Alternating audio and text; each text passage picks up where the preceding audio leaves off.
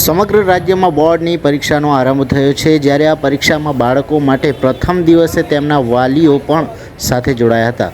ઝાલોદ નગરના કેળવણી મંડળના પ્રાંગણમાં પરીક્ષા આપવા માટે આવનારા વિદ્યાર્થીઓને શુભેચ્છા પાઠવવા તેમજ કેન્દ્રના નિરીક્ષણ માટે પ્રાંત અધિકારી ભાટિયા આવેલ હતા।